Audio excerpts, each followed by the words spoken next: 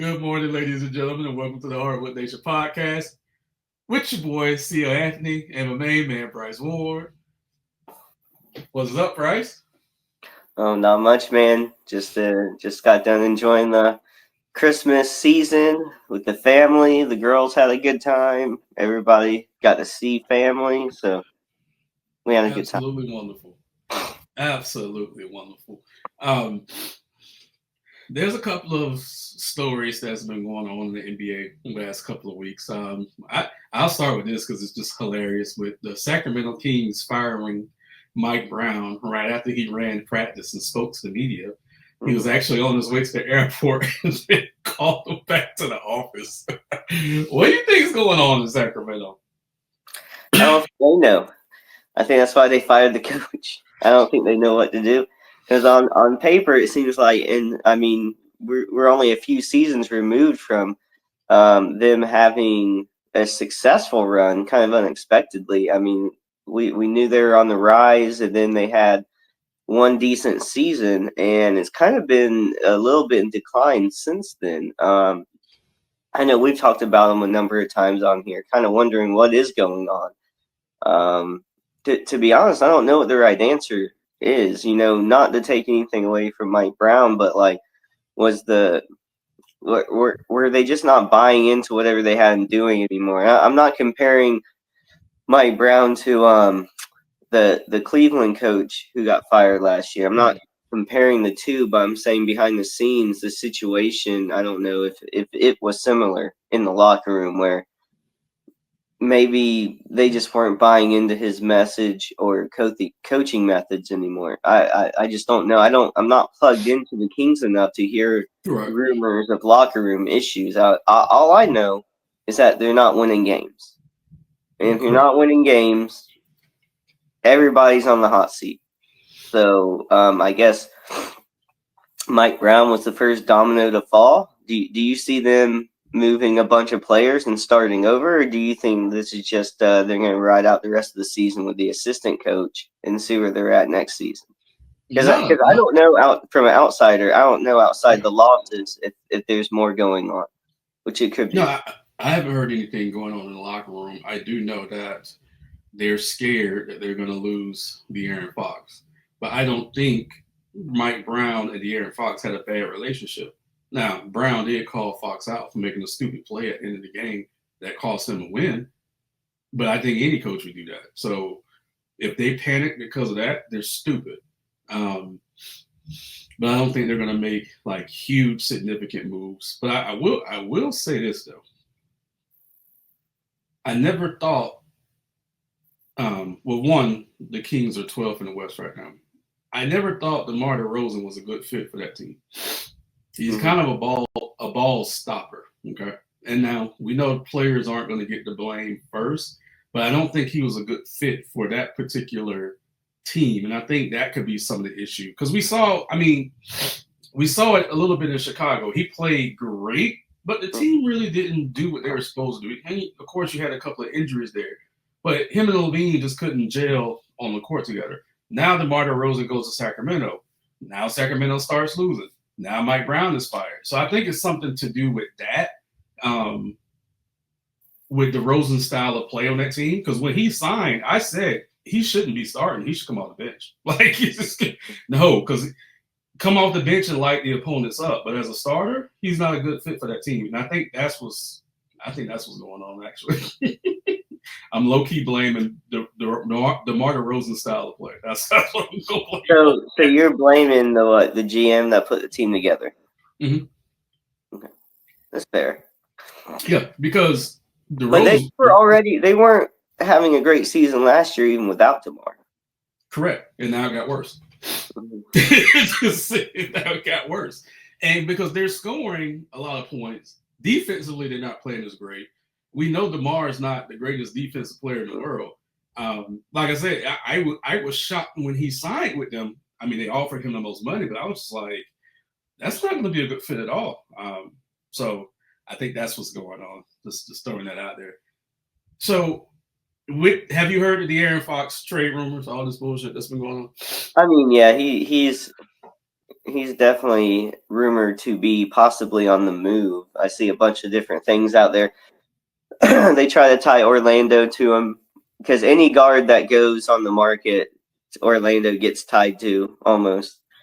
But no, I mean, I think that's just more of a sign that it's speculation based on Sacramento losing games.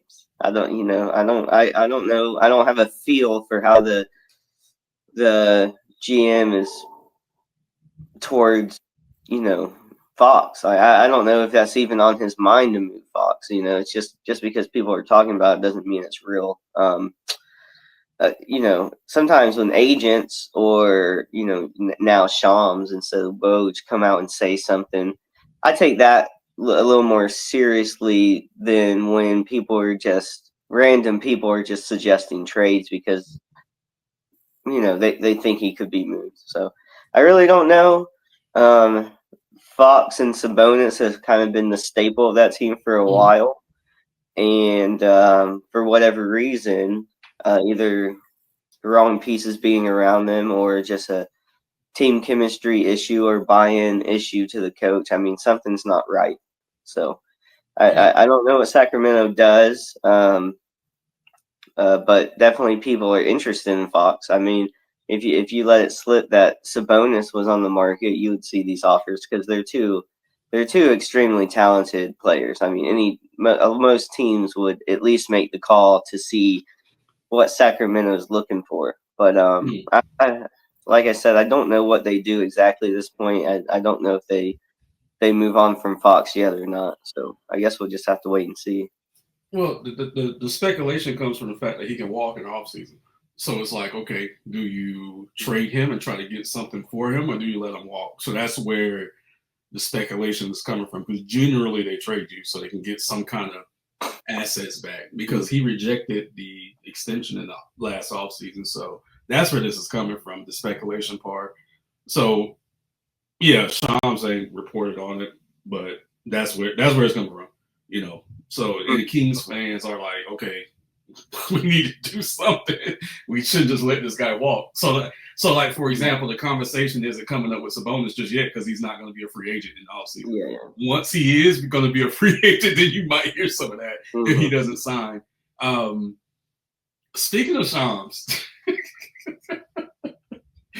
this back and forth now with him and the Miami Heat and Jimmy's agent, and I feel like Shams is going, and Pat Riley's going, Right, it keeps morphing into something else. So Pat Riley released a strong statement a couple of days ago saying that we're not trading Jimmy Butler. I mean, we can still trade Jimmy, but Pat usually doesn't talk in the regular season, so everybody was like, "Ooh, Pat did that."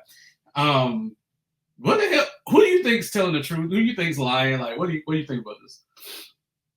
I think Jimmy Butler wants out of Miami. Mm-hmm. That doesn't translate to Pat Riley trading him. Also, even if Pat Riley is trading him, it'd probably be in the best interest for Pat Riley to say, we're not trading Jimmy Butler. But I get him commenting on it because it is a big story around the Heat. Right. And it is probably distracting if you're in that, or like if you're in the day-to-day room with those guys. So I get it. I think Jimmy Butler wants a trade, though. I mean, look, we're gonna find out because Jimmy's been out now for over a week. So we're gonna find he was supposed to be with us on this road trip we're on now, but he's conditioning at home. So now they're saying next week he's gonna rejoin the team. So that's when we're gonna see, does he come back or does he not come? If he doesn't come back. Oh, by the way, that's like one of the first times I remember reading the injury description as what it was, right? Yeah, it was something game conditioning or some shit. Conditioning to get back to whatever. But I will say this: that's a new one for me. Him and Paolo now share the same injury update. It doesn't say torn oblique for Paolo anymore. So maybe in the next couple of weeks we'll also see him return for the. Just a side note, since I read that for Jimmy Butler, and I was like, I don't really remember seeing that wording before. Then all of a sudden it popped up for Paolo in the next game. I said, "Oh, okay." Mm-hmm. So let me be unequivocally clear on this, because when the first report came out that said Jimmy wanted to be traded, he didn't. Technically, he didn't ask for a trade, but they said if he was to be traded, this is where he wants to go. I got in my feelings. I was sad because everyone knows I love Jimmy Butler, and I would never, ever, ever, ever say anything bad about Jimmy. I was sad. I shed a tear because I was like, God damn it, it's going to be a rough couple of years, right? Then Pat said what he said, so I'm like, okay, all right, we're gonna keep him. Let me say this. No matter what the Miami Heat do with Jimmy Butler, I'm always going to stand by the franchise and stand by Pat Riley. So if they move him, great. If they keep him, great. But it's going to be up to the Heat to decide what they want to do with him. Will Jimmy act out? Maybe. He always acts out. So that's what I'm waiting on. I'm like, okay, what foolishness is going to start, if he doesn't get his way. But whatever the Heat does, I support. I'm cool with it. See, this is what I've been waiting for, because I know you like Butler. Yes, absolutely. But I know you're a Pat Riley Heat stan. Mm-hmm. So I'm waiting for the character, the appeal of Jimmy Butler to turn for you, to where you like Butler, but you're not going to go against your family, your Heat. So if Jimmy starts acting out and starts putting the Heat in a bad position, looking like, in situations, media situations, eventually, kind of like a Dame Portland situation not that long ago. I'm interested to see how you turn on Jimmy Butler if he starts going down that road. This is what's gonna happen, okay? And I think Jimmy missed this current road trip to give the Heat time to trade him. I think that's the play in Jimmy's mind, right? Now, let's say Jimmy comes back and Jimmy acts up. Two things are going to happen.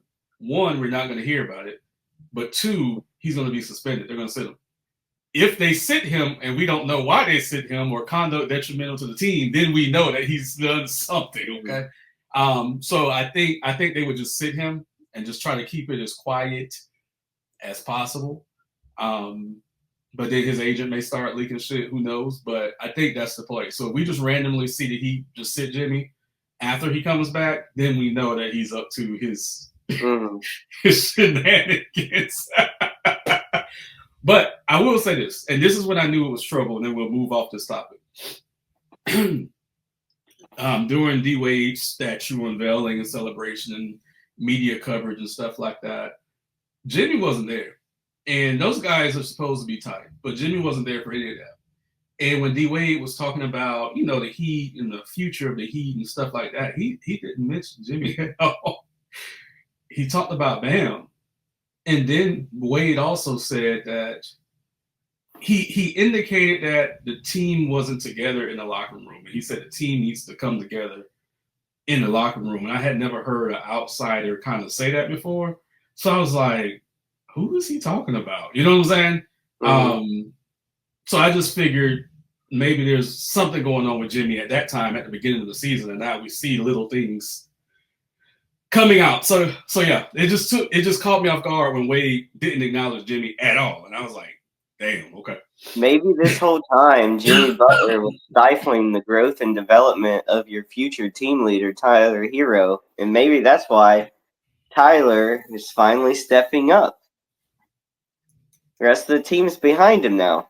So because you're trolling me, I wasn't going to do it. I was going to move on. But because you're trolling me, after the 25-point comeback that you guys did last week and beat us, and then the game the other day, when Tyler got open, Tyler actually had enough space to do a layup. I thought that's what he was going to do. And then he pulled up and hit the mid-range jumper. Had the Heat lost that game, I had told my girl, I said, blow it all up. Get rid of everybody. Just blow. If we lose this game to the Orlando Magic, after losing the last game the way we did to the Magic, just blow it up. I don't want to hear it no more. Blow it up. We'll rebuild through the draft. Dude, I was done. I was done if Tyler Hero would have missed that shot. Okay? Absolutely done. The end of that second game was pretty wild. Kudos to Tyler for hitting that shot. That was a tough shot. Okay, so you're done with your Kentucky love now? Okay, thank you. My least favorite Kentucky player. Fuck you. So the other big story that's been going on in the NBA for the last couple of weeks are there's a ratings issue. And I will say ESPN took a major shot at the NBA the other day. Because the NBA displayed that they had the best ratings on Christmas Day in like 4 years. And then ESPN had an article, and the first line was, the NFL dominates NBA on Christmas Day. Mm-hmm. I was like, what? It's messed up. And this was after LeBron James had said that Christmas Day is our day. And the NFL just absolutely, I think they had like 65 million viewers, and the NBA had like 5.5 or something in there. It wasn't even close. It wasn't even close. What do you think is going on with the quote unquote game to where people aren't watching full games anymore? Before I answer that, do you think it's a fair comparison to try to compare NBA's numbers to football? I think it's bullshit that the NFL started putting games on Christmas, and this was a few years ago, like 3 or 4 years ago. I think that was bullshit. But I will say this. A few years ago, the NBA tried to put games on Thanksgiving, which is usually the NFL. They did it for a couple of years, and then they saw people weren't watching, and then they pulled away. So then the NFL was like, okay, we're going to show y'all, which they have. So is it a fair comparison? No, but technically the NBA fired the first shot a few years ago, so which was stupid. Yep, stupid. I would never go against football in America. Right. That's just me. That's just me. It's kind of like basketball is growing in other countries. I wouldn't want to put it up against the fucking World Cup or Champions League anywhere. Like, just stop fighting these battles. But I mean, with the ratings thing, I feel like it's a stars problem. The NBA's always been built on its stars, so the league hasn't done a good job propping up the next generation, I would say. There's not a compelling star that the people have latched onto yet. I think it's a problem the NBA's had multiple times. As of right now, I think there's a divide between what fans and commentators and pundits and just lovers of the game. I think there's a split in terms of style of play that people want to see. I honestly think we need some sort of mix.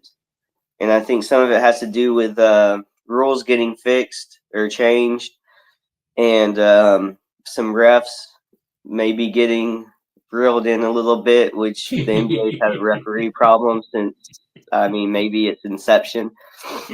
So I'm hearing a bunch of things. I'm hearing we're shooting too many threes, okay? But a lot of that stems from the popularity that Steph Curry's style of play has brought to the game, which I could argue when it was emerging, it influenced so many kids and had so many people watching. I'd say it was a positive. But we're seeing offenses get out of hand the last couple seasons, being some of the best offensive teams the league's ever seen statistically. And I think a lot of that has to do with the way we play to get a 3-point shot now. All you have to do is watch the Boston Celtics and see how many threes they take a game to see. It's the same around the league. They just happen to probably take the most. That doesn't exactly, after 10 years of watching it, equal to being exciting to watch. A lot of people miss the nostalgic feel of defense in the 90s. But that doesn't exactly, translate to teams getting buckets, which is exciting. you know what I mean? It's and then the 2000s was all this ISO play. Go back and watch. It's not outside of like the Spurs and a good Right. 1-2 game between maybe Kobe and Shaq where you're watching two generational players. Right. It's not exactly the most exciting style either. Watching one guy dribble for 15 seconds and then do something crazy is exciting, but you don't win games that way either, especially not now. So I think what it's going to take is kind of a mixture of all these generations to where, it's not the offensive player baiting fouls from the 3-point line and jumping into people like we've seen the last few years. And they've kind of reeled some of that in. It's not the hand checking defense and just, destroy a guy when he goes into the paint of the 90s. And you still need stars once in a while to ISO and to get a bucket for your team. So to be honest, I don't know exactly what the right answer is, but I think the NBA needs to find a way to get in that sweet spot of kind of combining the last 3-4 decades of play into a more complete style game, because I do think the stars will naturally emerge on their own in the next few years because there's too much talent in the league. We talk about it all the time. If you're like a true NBA fan and you're really into just even the league as a whole, I don't know. It's as talented as the league's ever been. I just feel like a lot of it is built around young guys right now. We haven't had one team take over and win a bunch of titles. We haven't seen the tropes that have presented themselves in the past in terms of uplifting a specific team or a specific player to what the NBA are looking for. We don't have it right now because I think the talent is too dispersed. And you sent me a video, I forget the guy's name, but he was kind of breaking down all of this as well. And he mentioned the season being too long. And I've never really thought about that being an issue before. But that might be something that needs to be looked into. Like I hate when basketball season isn't here, or we're in the summer and we're just waiting. But in terms of a quality product, if less games somehow helps, like in terms of players not taking time off or not resting just for the sake of resting, these are unfortunately. The NBA has lost the grace of fans with experimenting on things because they keep blowing all their experiments every year on the All-Star game, and people are just getting annoyed. They've done the in-season tournament. They're trying things. I know. I'm saying we're starting to lose faith in the fact that they're experimenting. So I don't know if the amount of games in the season change is exactly what they need. All I'm saying is it seems like they're kind of grasping at straws and trying to figure out what to do, when in reality it's probably just a waiting game in terms of letting some of this young talent come of age and start really winning and really being in the limelight. So I don't know if there's a lot the NBA can do right now. I think it just comes in waves, and I think we happen to be in between one of these waves right now. And then you have people split in terms of what style of game they want to watch. So I think there's a lot of people just divided in general, but I don't think there's a lot of good answers right now. I think it's a waiting game, and you just kind of have to see who the next stars are going to be that kind of are going to lift the game up again. But I don't have a lot of solutions right now because I think there's more than one problem.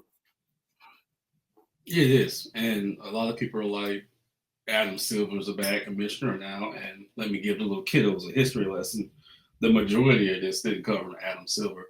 Did you finish the Bill Simmons video? Yes, I believe so. Okay, one, he's an asshole. I can't stand him, but that video was fantastic. 85% of that video was accurate. 85% of it was accurate. The only thing I think he should have touched on, and it could have been a time issue, but the only thing I think he could have touched on when he was talking about his unicorns was the Dream Team and how influential that was as far as growing the international game. Because the issues that we're talking about with the NBA right now is a U.S. problem. The NBA is still as popular and as big as ever overseas, and that genesis was the Dream Team. Now, he mentioned, Hakeem came over. He was one of the first ones to come over. Of course, Dirk was great. But I feel like it's still growing overseas because of the emergence of more and more younger stars coming from there. Like, it's clearly becoming more popular. Right. So, but that was the 1992 Dream Team was the genesis of that, because before that, we would send college kids over. We had never sent professionals over. And we just demolished everyone. So everyone was like, okay, we got to get way better at this, right? So it's a U.S. problem. Now, with that said, no disrespect to any of the international players, but when you have your best players in the league that's not from this country, homegrown Americans are not going to care. So we can talk about style of play. We can talk about defenses. We can talk about all of that. The best players in the NBA right now are foreign players. The most dynamic players are foreign players. Therefore, we don't care. Okay. And that's what they have to fix. Okay, so how do you fix that? So you have players like Ja Morant. We can't even say Shea because he's Canadian. Okay. Mm-hmm. So we got Ja Morant, you got Jason Tatum, you got Anthony Edwards. Of the three, Tatum has the advantage because he's a champion. So he has that right now. He's a little bit older too. I mean, he's been given the time to get there. Yeah, but people don't fuck with Jason Tatum like that, right? Yeah. More people will fuck with Ant or Ja. Ja missed almost more people 2 fuck years. with Jaylen Brown. That too. Jalen's just not. He's the best player on the team, but he's not the flashy. You know what I'm saying? He just goes out there and does his job, right? Ja almost missed 2 years with injury and suspension and stuff like that, so he's just now getting back into it. Shenanigans, right? Ant has shenanigans of his own. You gotta strap up sometimes. Yeah, but it's kept him on the court. Let's be real. You can have shenanigans, but you have to play. Right. So, so we have, and even Paolo in Orlando, who for some ungodly reason, especially coming off this week, where the Heat and the Magic have played each other twice in 2 fantastic games, the national media still will not recognize this rivalry. Okay. Great TV, as we both know. That's the problem. So as long as we have Jokic dominating, as long as we have Luka being Luka, people aren't going to care. They're going to say, hey, yeah, these players are great. These players are going to win MVPs, but we're not going to watch these guys. We don't give a fuck about these guys because we don't have Kobe. People are tired of LeBron. People are tired of Steph. People are tired of KD, right? So, but I don't think we have anyone that's good enough to break through that Luka and that Jokic plateau right now. So it was a double-edged sword for the NBA to, and it's so hard to say because the league is booming overseas, just absolutely blowing up. But then home is where it's failing. It's just like. And I think that's what the issue is. And people don't want to say it. You get what I'm saying?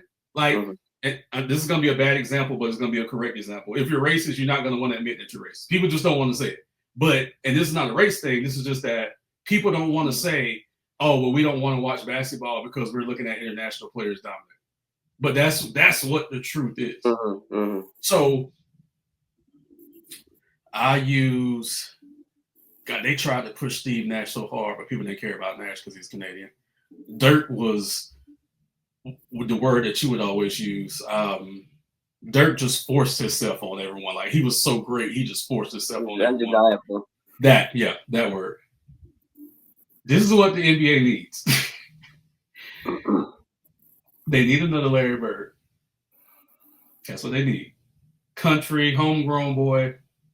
From Midwest, probably. I would argue it's not just one player, though. It's the Magic Larry thing because I think Jordan was so at everybody's throats that Jordan had a problem with everybody. So anytime Jordan played, it was a rivalry game. Yeah, because they hated him. Whereas I think you need that. Whereas LeBron's made the whole league buddies, Right. and that's a problem. Right. So I think you're right, but we need the first guy. Mm-hmm. You're right. You're right.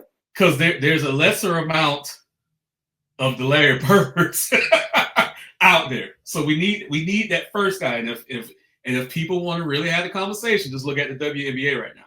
Just look at that. So we need that guy. Just a stone cold motherfucking Midwest killer. Okay. Then they'll be able to pit Ant, Ja, Jason against that guy, right? I don't even know if it would have to, if just one of the guys on Boston were that way, that would be enough. Because Boston's been good enough for long enough to where they should have that one guy, but they have 1A, 1B. Instead of having the one guy come just straight up be the problem. He has to be Caucasian, though. I'm telling you, he has to be Caucasian. That's what will spark this thing again. Might be waiting a couple decades. We can't control that. I want it to happen. Okay? Trust me, Tyler Hero ain't it. I want it to happen, okay? That's what we need in the league to spark it right now. And well, then we might be waiting on Cooper Flag. I hope Cooper does it because, like I said, the evidence is right in front of us with the WNBA. So that's going to be the solution. I don't know when it's going to happen, but that's going to get eyes back on the game. And it's sad in a sense that that's what it's going to take, but that's what it's going to take. We need an American-born Caucasian male to come into the league and wreck shop. Just absolutely wreck shop. So, because if you think about it, I don't know that would be Caucasian. I think it would help. I think it could help. Has to be Caucasian. But it's not exactly like a Kobe could come through and be more than enough. Okay, we already have that. We already have it. He has to be Caucasian, and this is why I say that. We use the Lakers as an example, okay? With AK-47 was Austin Reeves. People go crazy over that white boy. He's not even great, right? The white rookie they have, he's better, but people lose their fucking minds. Yeah. I used to go to Magic games back in the day when JJ Redick would come off the bench, and I swear to God, every time he did, he got a standing ovation. Every time JJ got into the game, it was the most ridiculous thing I've ever seen in my life. So wherever he is, we need like a Brock Lesnar motherfucker to come into the NBA. All the whiteys are for it. Exactly. That's what I'm saying. So we need a Brock Lesnar motherfucker to come into the NBA and just absolutely wreck shop. And that avoids the Vince McMahon stuff, of course. Yeah. And the media will find someone to pit against him, and then that's when we're gonna have that spark again. It really might be Cooper Flag then. Is the next Cooper Flag versus Wemby or something. Right, because the Wemby coverage has been insane since the year before he got in the league. Yeah, and they rightfully so. Wemby's going to be a great player, but he's still not homegrown, so he's still not going to be the guy to do it. Last thing I say about this: years ago, when Shaq was blowing up, the Grizzlies had this center. Big Country Reeves. I want you to Google this shit. Just a big, thick white boy, right? And they tried to create this rivalry between Big Country and Big Country is probably sitting there like, what are y'all doing to me? Bro, it was, you know what? I got to Google this. Bro, it was utterly ridiculous, the talent gap. But they were grasping at straws to try to create the black-white dynamic in the NBA. Right? Hold on real quick. It was hilarious. And Big Country wasn't a bad player per se, but it's like you can't. It's not generational, right? You can't do that. Like, this is ridiculous. So, hold on. Let's see. This is Big Country. Oh man. I mean, he was a big boy. He was a big Yeah, boy. good nickname. But this is all fact, though. So he was 290 pounds, 7 foot, 290 pounds. So that's where he kind of got the name from. But yeah, he was in the league for a little while, but he kind of faded away because he wasn't that great.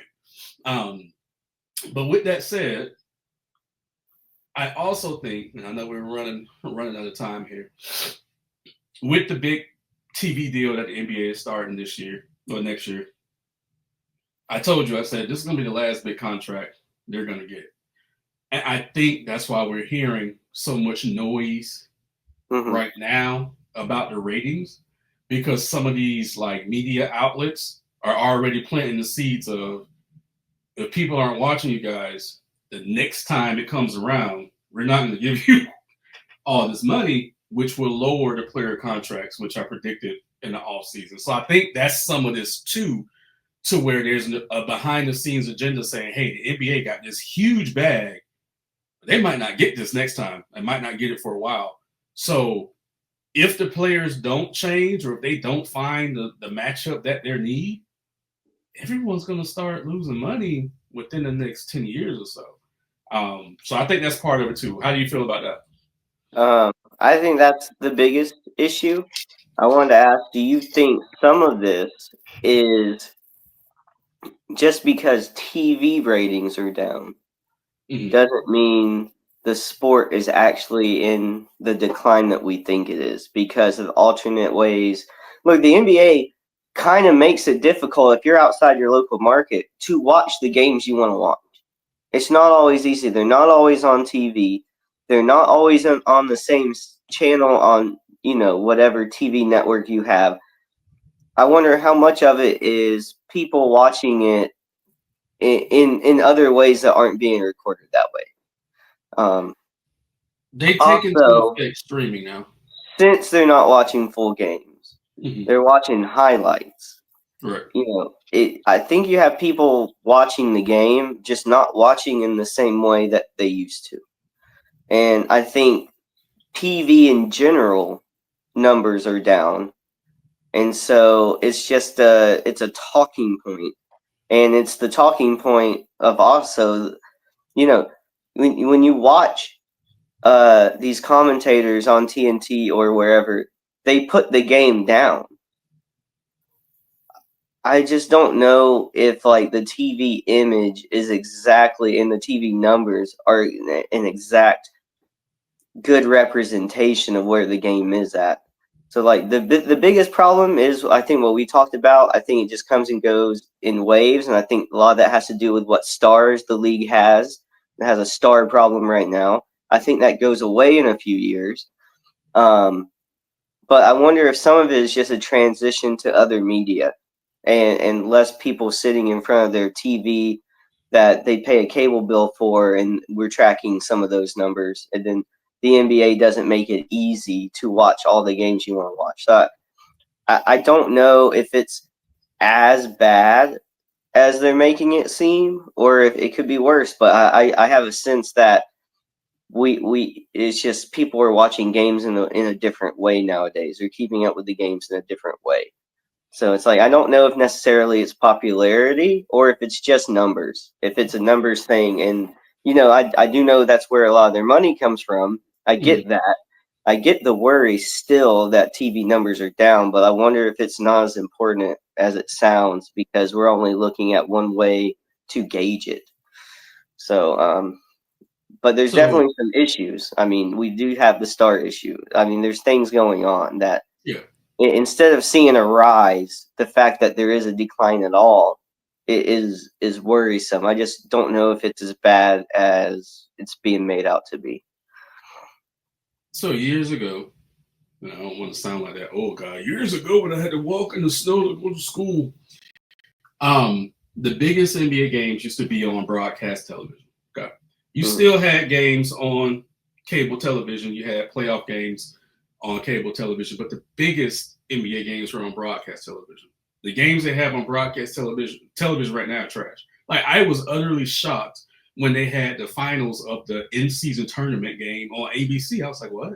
I was like, what are you guys trying to do?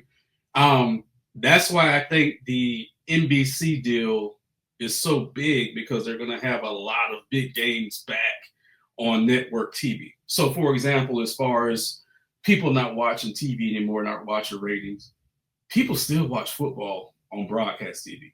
65 million people is huge for one day. That was on Netflix, though. Wait, now. Hold on. All the games were on Netflix on Christmas Day? I thought they had one broadcast. Forgive me on that. I believe there was 2 Christmas Day games, both on Netflix. Got it. Which is still a huge number for the NFL, regardless. The games are trash, though. The games are trash. They were. They had like one good team against whoever else. That was it. But I think this is also an experiment for the NBA to say, okay, let's move it from cable because we know people are cutting the cord. So let's move some of these big games from cable, put them on NBC, put them on prime time, and let's see if we can get more eyes that way. So I think this is a huge experiment for them as well. One thing I was going to say, and I kind of pivoted from it, so forgive me on that, when I was saying people are saying that Adam Silver is a bad commissioner right now with everything that's going on. This shit was David Stern. These big rule changes that happened to speed up the game to get more points, David Stern did that. Adams, tweaking the All-Star game and shit like that. But the other shit that we see in the league right now came from David Stern before he stepped down. This was his vision. So, and the international thing was his vision. But we'll see next year if NBC can pull more eyes into the NBA. We'll see. See how it goes. As far as the TNT guys trashing the game every night, they're not lying. And that's why people love them, because they're authentic. They're not lying. If they're watching a horrible game on TV, they're going to say it. They're not going to be like ESPN and talk about how great these players are, then you have a trash ass game, right? So is it a bad look? Yeah. But technically speaking, they don't work for the NBA. They work with the NBA. So it's just like, do you want them to sit there and lie and look foolish? Then people won't watch them. So, I know JJ said some shit about that. It's just like, what the fuck? If the game's bad, the game is bad, So it's a bigger issue, and it's going to take years to fix. It's going to take years to fix. Any last thoughts on this before we ride out for the day? No, I'm good. All right. Everyone, please like, subscribe, and share our content. Drop comments below. We always respond. Everyone stay safe, and we are out.